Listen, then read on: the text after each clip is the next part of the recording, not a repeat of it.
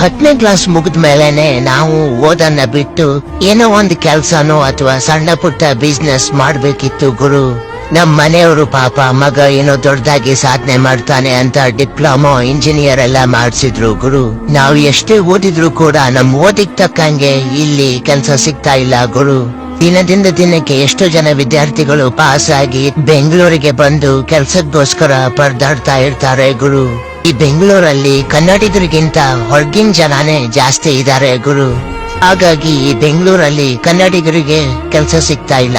ಎಲ್ರಿಗೂ ಹೇಳೋದು ಇಷ್ಟೇ ಗುರು, ಅಪ್ಪ ಮಾಡಿಟ್ಟಂತ ಜಮೀನು ಆಸ್ತಿ ಏನಾದ್ರೂ ಇದ್ರೆ ಊರಲ್ಲೇ ಅಪ್ಪನಿಗೆ ಸಾಥ್ ಕೊಟ್ಟು ವ್ಯವಸಾಯನೋ ಅಥವಾ ಸಣ್ಣ ಪುಟ್ಟ ಬಿಸ್ನೆಸ್ ಏನಾದ್ರೂ ಮಾಡಿ ಗುರು.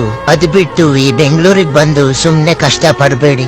ನನಗಂತೂ ಯಾವ್ದೇ ರೀತಿ ಅಂತ ಜಮೀನು ಇಲ್ಲ, ಆಸ್ತಿನೂ ಇಲ್ಲ ಗುರು. ಅದಕ್ಕೆ ಈ ಬೆಂಗಳೂರಿಗೆ ಬಂದು ಕೆಲ್ಸ ಮಾಡ್ಬೇಕಾಯ್ತು ಗುರು.